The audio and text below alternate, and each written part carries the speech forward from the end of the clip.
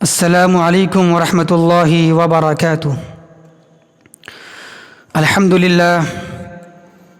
للہ رب العالمین والصلاة والسلام على اشرف الانبیاء والمرسلین نبینا محمد وعلى آلہ واصحابہ اجمعین، اما بعد فاعوذ باللہ من الشیطان الرجیم، بسم اللہ الرحمن الرحیم۔ وهم يصطرخون فيها ربنا أخرجنا نعمل صالحا غير الذي كنا نعمل أولم نعمركم ما يتذكر فيه من تذكر وجاءكم النذير فذوقوا فما للظالمين من نصير۔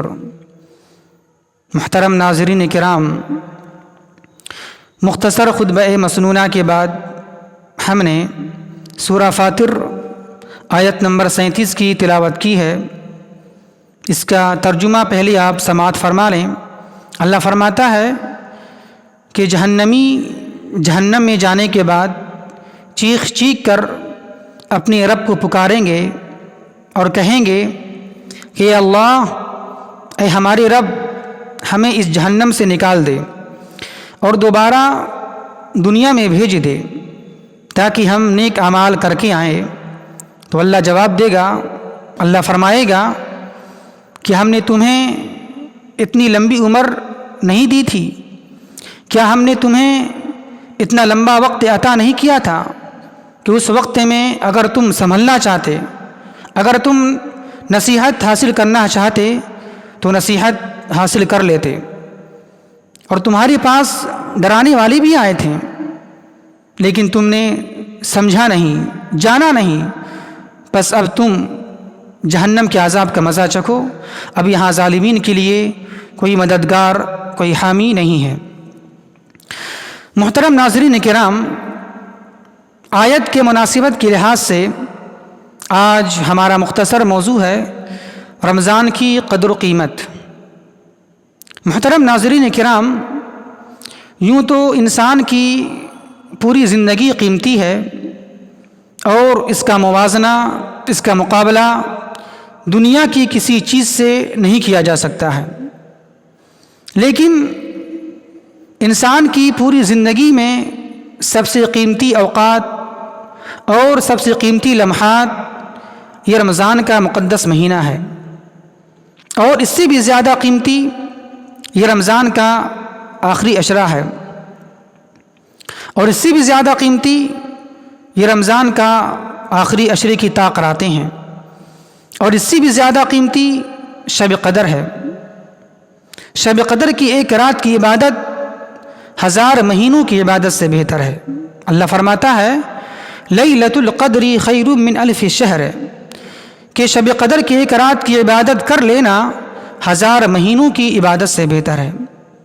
تو معلوم یہ ہوا کہ انسان کی پوری زندگی اور خصوصاً کہ شب قدر بہت ہی زیادہ قیمتی ہے، اور اتنا قیمتی ہے کہ اگر ہم اس دنیا میں رہ کر اس کا اندازہ لگانا چاہیں تو بھی نہیں لگا سکتے ہیں، لیکن پھر بھی اگر آپ اندازہ لگانا چاہتے ہیں تو آپ ایک واقعے سے اس کو سمجھیے، ایک مثال سے اس کو سمجھیے، اور زندگی کتنی قیمتی ہے اس کا اندازہ آپ لگا سکتے ہیں۔ ایک پنجابی شاعر ہے، اس پنجابی شاعر نے اپنی ایک کتاب لکھا ہے۔ اس کتاب میں ایک کسان کا واقعہ نقل فرمایا ہے کہ ایک کسان تھا، اور وہ کسان ایک دن ہل چلاتے چلاتے اسے کچھ چکنے پتھر ملے، تو اس کسان کو وہ چکنا پتھر بڑا اچھا لگا، تو وہ کسان اس چکنی پتھر کو اپنے پاس رکھ لیا، اٹھا لیا، اور جب کھیت کو دیکھنے بھالنے کا وقت آیا اور جب فصل کی نگرانی کرنے کا وقت آیا تو وہ کسان اپنی فصل کی نگرانی کرنے لگا، اور جب بھی کوئی چڑیا وغیرہ اس فصل کو، اس کھیت کو تباہ و برباد کرنے کے لیے آتی تو وہ کسان اسی چکنی پتھر ہی سے مار مار کے بھگاتا، اور اس طریقے سے وہ سارا چکنا پتھر ضائع برباد کر دیا۔ کسی طریقے سے صرف ایک چکنا پتھر اس کے پاس رہ گیا اور اتفاق سے اسے ایک دن بازار جانا ہوا، مارکیٹ جانا ہوا، اور اتفاق سے اس کا گزر سونار کے پاس سے ہوا، صراف کے پاس سے ہوا۔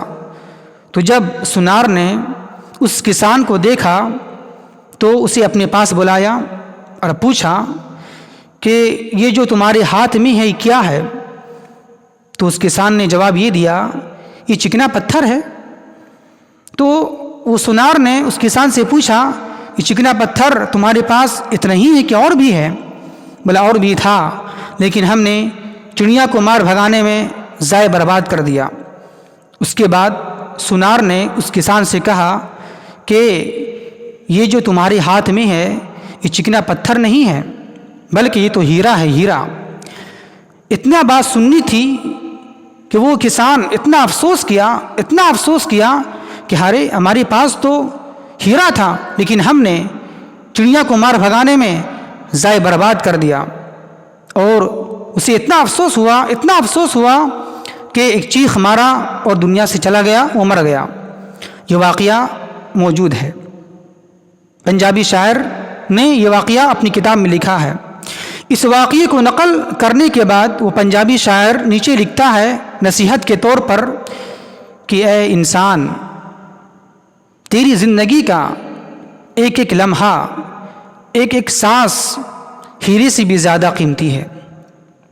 جس طریقے سے اس کسان کو یہ پتہ نہیں چلا، یہ معلوم نہیں ہوا کہ یہ چکنا پتھر ہے یا ہیرا ہے، لیکن جب وہ کسان اپنے گھر کو چھوڑ کر، اپنے گاؤں کو چھوڑ کر جب دنیا کے بازار میں گیا تب اسے پتہ چلا یہ چکنا پتھر نہیں ہے، یہ تو ہیرا ہے۔ اسی طریقے سے اے انسان، یہ زندگی کی اوقات، یہ رمضان کا مقدس مہینہ، یہ رمضان کے آخری عشرے کی تاقراتیں، یہ شب قدر کتنا قیمتی ہے تجھے ابھی پتہ نہیں چلے گا، تجھے ابھی معلوم نہیں ہو رہا ہے، لیکن جب تو دنیا چھوڑ کر آخرت کے بازار میں جائے گا تب تجھے پتہ چلے گا کہ یہ رمضان، یہ انسان کی زندگی کتنی قیمتی ہے جس کو ہم نے دنیا کے بازار میں یوں ہی ضائع برباد کر دیا۔ تو معلوم یہ ہوا کہ یہ انسان کی پوری زندگی اور خصوصاً یہ رمضان کے آخری عشرے کی تاقراتیں اور خصوصاً یہ شب قدر بہت ہی زیادہ قیمتی ہے۔ تو ہمیں چاہیے کہ ہم اس رمضان سے بھرپور فائدہ اٹھائیں اور زیادہ سے زیادہ نیک اعمال بجا لانے کی کوشش کریں اور اپنے رب کو منائیں، راضی خوش کریں۔ اللہ سے دعا ہے کہ اللہ تبارک و تعالی ہمیں صحیح سمجھ کی توفیق عطا فرمائے۔ وما توفیقی الا باللہ۔ السلام علیکم ورحمۃ اللہ وبرکاتہ۔